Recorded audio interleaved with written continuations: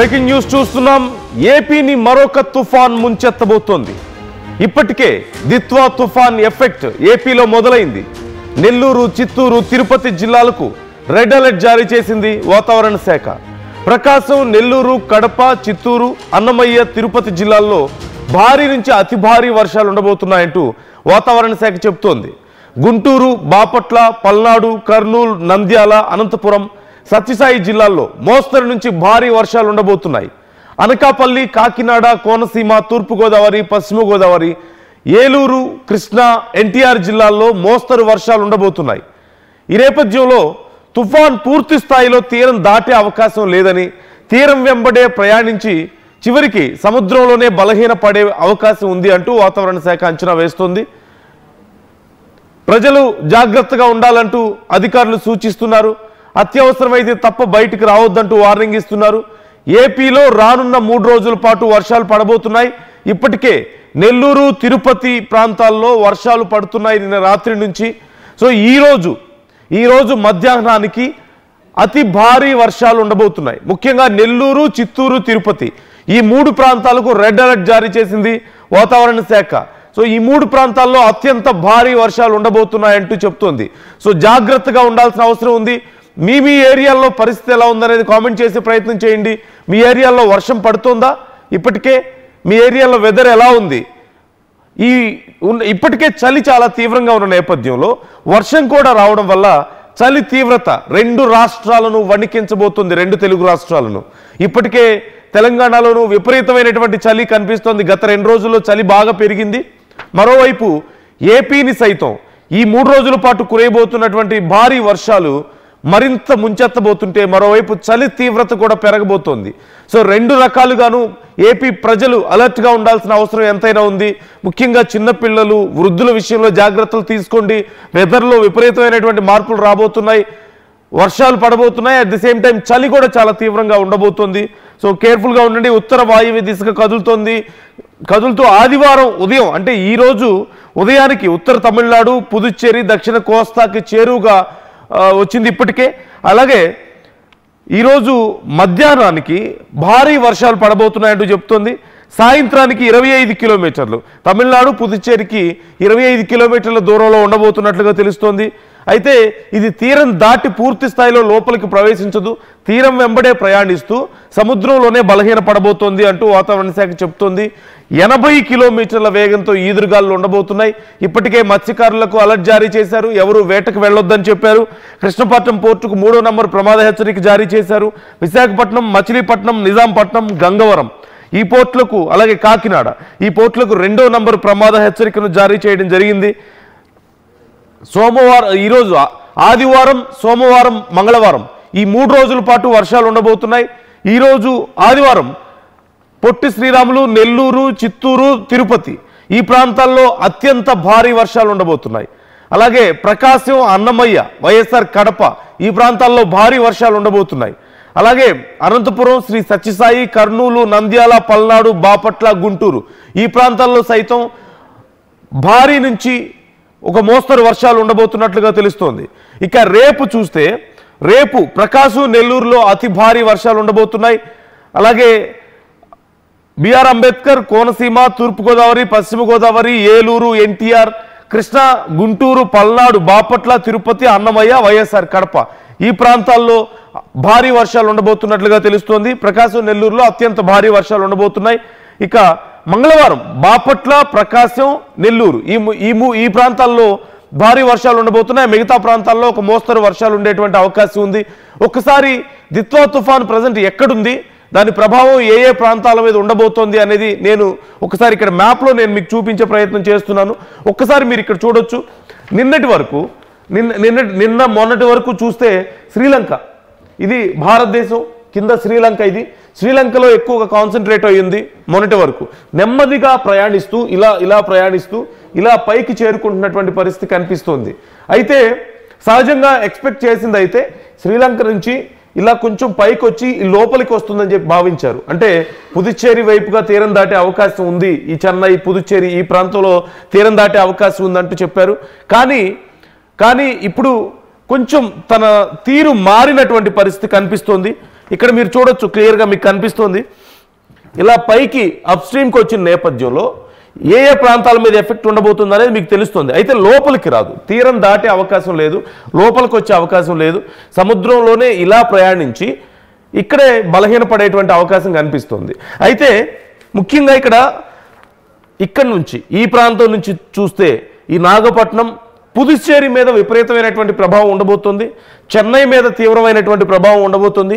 నెల్లూరు, ఒంగోలు ఈ ప్రాంతాల్లో ఎక్కువ ప్రభావం. ఇప్పటికే వర్షాలు పడుతున్నట్లుగా తెలుస్తుంది. ఒకవేళ మీ ప్రాంతాల్లో ఇప్పటికే వర్షం పడుతున్నట్లయితే కామెంట్ చేసే ప్రయత్నం చేయండి. అంటే ఎక్కడెక్కడ వాతావరణం ఎలా ఉంది అనేది ఒకసారి తెలియజేసే ప్రయత్నం చేయండి. మీ ఏరియాలో ఇప్పటికే వర్షం పడుతుందా అని. సో ఇదిగో ఇక్కడ మీరు చూస్తున్నారు కాన్సన్ట్రేషన్ అంతా ఎక్కడుందనేది మీకు కనిపిస్తుంది. సముద్రంలో ఇప్పటికే ఎక్కువ భాగం సముద్రంలోకి ఉంది, లోపలికి రాలేదు. తీరం దాటి ఇటువైపు వచ్చినటువంటి పరిస్థితి లేదు. సో ఎక్కువ భాగం సముద్రంలోనే ఉంది, సముద్రంలోనే ఇలాగే ప్రయాణించి తీరం వెంబడే ప్రయాణించబోతోంది. కాకపోతే ఇక్కడున్న అతిపెద్ద సమస్య చాలా నెమ్మదిగా ప్రయాణిస్తున్నట్లుగా తెలుస్తుంది. 8 నుంచి 10 కిలోమీటర్ల లోపే స్పీడ్ కనిపిస్తుంది. కాబట్టి ఎంత నెమ్మదిగా ప్రయాణిస్తే అంత ఎఫెక్ట్ ఎక్కువగా ఉండేటువంటి అవకాశం ఉంటుంది. కాబట్టి ఈ ప్రాంతాల్లో ఎక్కువగా ఎఫెక్ట్ ఉండబోతోంది. మీరు క్లియర్గా చూడొచ్చు, తీరాన్ని ఆనుకునే ఉంది, ఎగ్జాక్ట్ బోర్డర్లో కనిపిస్తుంది. At the same time Chennai, Nellore, Ongole వరకు కూడా ఎఫెక్ట్ ఎక్కువ కనిపిస్తుంది. అలాగే ఇటువైపు కూడా కొంత ఎఫెక్ట్ ఉంది. ఇదిగో మీరు ఇక్కడ చూడొచ్చు, ఇటువైపు కూడా ఎఫెక్ట్ కనిపిస్తుంది అప్స్ట్రీమ్లో. అంటే విజయవాడ, కాకినాడ, విశాఖపట్నం. సో ఈరోజు ఎక్కువ శాతం ఈరోజు ఆదివారం రోజు ఈ ప్రాంతాల్లో ఎక్కువ వర్షపాతం ఉండబోతుంది. రేపు కొంచెం పైకి మోగుతుంది రేపటి సమయానికి. అప్పటికి సో ఇక్కడ తిరుపతి మీద కొంత ఎఫెక్ట్ తగ్గే అవకాశం కనిపిస్తుంది రేపటికి. ఈ రోజంతా కూడా తిరుపతి, నెల్లూరు, చిత్తూరు ఈ ప్రాంతం అంతా కూడా వర్షాలు భారీగా ఉండబోతున్నాయి. ఆ తర్వాత రేపటికి ఇక్కడికి చేరుకునే అవకాశం ఉంది, కొంచెం పైకి మూవ్ అవుతుంది. కాబట్టి ఒంగోలు, విజయవాడ, నెల్లూరు, మాచర్ల ఈ ప్రాంతాల్లో ఎక్కువ వర్షపాతం నమోదవుతుంది. ఎల్లుండికి పూర్తిగా ఇంకా పైకి వెళ్తుంది. కాబట్టి కొంచెం కిందకి తీసుకురండి పీసీఆర్ అవకాశం ఉంటే. సో ఇక్కడ కాకినాడ, విశాఖపట్నం, శ్రీకాకుళం ఈ ప్రాంతాల్లో ఎక్కువగా వర్షపాతం ఉండేటువంటి అవకాశం ఉంది. ఓకే, సరిపోతుంది ప్లీజ్. సో ఇప్పుడు ఇక్కడి నుంచి రేపటికి ఇక్కడికి చేరుతుంది, ఇక్కడికి వస్తుంది. ఆ తర్వాత ఎల్లుండికి మంగళవారానికి ఇక్కడికి వచ్చేటువంటి అవకాశం ఉంది. కాబట్టి ఈ ప్రాంతంలో సో ఇక్కడి వరకు శ్రీకాకుళం, ఈ గోదావరి జిల్లాలన్నీ కూడా శ్రీకాకుళం, విజయనగరం, విశాఖపట్నం, మన్యం ఈ ప్రాంతాల్లో ఎక్కువగా వర్షపాతం ఉండేటువంటి అవకాశాలు కనిపిస్తున్నాయి ఎల్లుండికి. సో జాగ్రత్తగా ఉండండి. భారీ నుంచి అతి భారీ వర్షాలు ఉండబోతున్నాయి. ఇప్పటికే చెప్తున్నారు వాతావరణ శాఖ అధికారులు. తిరుపతి, చిత్తూరు, నెల్లూరు ఈ ప్రాంతాలు ఇప్పటికే వర్షాలు పడుతున్నట్లుగా తెలుస్తోంది. 80 కిలోమీటర్ల వేగంతో ఈదురుగాలు ఉండబోతున్నాయి. సముద్రం అల్లకల్లోలంగా మారేటువంటి అవకాశం ఉంది. అట్ ది సేమ్ టైం ఇప్పటికే సముద్ర తీర ప్రాంతంలో ఉన్న వాళ్ళందరికీ కూడా హెచ్చరికలు జారీ చేశారు. కృష్ణపట్నం పోర్టుకి 3వ నంబర్ హెచ్చరిక జారీ చేశారు. విశాఖపట్నం, మచిలీపట్నం, నిజాంపట్నం, గంగవరం, కాకినాడ పోర్టులకి 2వ నంబర్ హెచ్చరిక జారీ చేసినట్లుగా తెలుస్తుంది. రాబోతున్నటువంటి 3 రోజులు కూడా భారీ వర్షాలు ఉండబోతున్నాయి. సో జాగ్రత్తగా ఉండండి. గతంలో వచ్చినటువంటి తుఫానులకి వర్షాలకే చాలా నష్టపోయినటువంటి పరిస్థితి మనం చూసాం. మోంతా ఎంత పెద్ద నష్టం చేసిందో మనం చూసాం. ఇప్పుడు పరిస్థితులు మరింత దారుణంగా ఉండబోతున్నాయంటూ చెప్తున్నారు.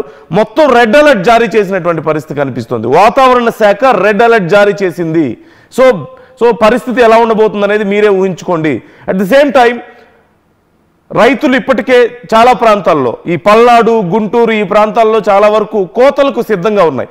మరొక వారం రోజుల్లో వరి కోతలు ఉండే అవకాశం కనిపిస్తుంది. చాలా ప్రాంతాల్లో ఇప్పటికీ కొంతమంది వరి కోస్తున్నటువంటి పరిస్థితి కనిపిస్తుంది. మరొక వారం 10 రోజుల్లో ఎక్కువ మంది వరి కోతలకు సంసిద్ధం అవుతున్నటువంటి పరిస్థితి. ఈ సమయంలో ఒకవేళ భారీ వర్షాలు కురిస్తే నష్టం చాలా ఎక్కువగా ఉండబోతోంది. సో గవర్నమెంట్ కూడా అలర్ట్గా ఉండాల్సిన అవసరం ఎంతైనా ఉంది. గయాజ్ జాయిన్ అవుతున్నారు మనతో. గయాజ్ని అడిగి మరిన్ని డీటెయిల్స్ తెలుసుకుందాం. గయాజ్, ప్రజెంట్ కండిషన్ ఏంటి? ఇప్పటికే వర్షాలు పడుతున్నట్లుగా తెలుస్తోంది.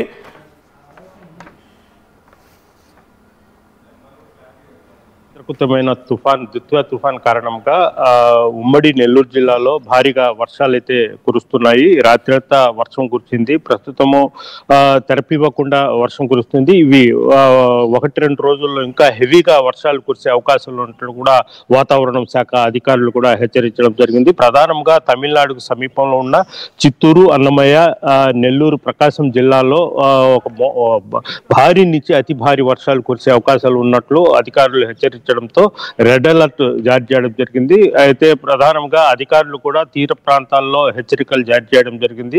కొన్ని ప్రాంతాల్లో ఈ పునర్వాస కేంద్రాలను కూడా ఏర్పాటు చేసి ఇప్పటికే సుమారు ఒక 2,000 మంది వరకు పునర్వాస కేంద్రాలను కూడా ఏర్పాటు చేయడం జరిగింది. అటు తడ నుంచి ఇటు ప్రకాశం వరకు సముద్ర తీరం ఉంది. సముద్ర తీరం వెంబడి సుమారు వందలాది పట్ట పాలాలు ఉండే వీళ్ళంతా సముద్రం మీద ఆధారపడి జీవనం సాగిస్తుంటారు. అయితే అతి సముద్రానికి సమీపంలో ఉండే కొన్ని పట్టపాలెలను ఖాళీ చేసి వాళ్లకు సురక్షిత ప్రాంతాలకు కూడా తరలించడం జరిగింది. ఈ వాటికే అంటే చాలా ఎఫెక్ట్గా ఉంటుందని ఈ తుఫానును ఎదుర్కొని ఎలాంటి ప్రాణ ఆస్తి నష్టం జరగకుండా ఉండేందుకు అధికారులు తగు చర్యలు అయితే తీసుకుంటున్నారు. అయితే నిన్ననే ఉమ్మడి నెల్లూరు జిల్లాతో పాటు పలు జిల్లాల్లో ఎన్డీఆర్ఎఫ్ బృందాలు కూడా దించడం జరిగింది. ఎక్కడ లోతట్టు ప్రాంతాల్లో ఉండే ఆ ప్రాంతాల్లో కూడా ఎన్డీఎఫ్ బృందాలను కూడా ఏర్పాటు చేయడం జరిగింది. ఎక్కడ ఎలాంటి ప్రాణ నష్టం కానీ ఆస్తి నష్టం జరగకుండా అధికారులు చర్యలు చేపడుతున్నారు.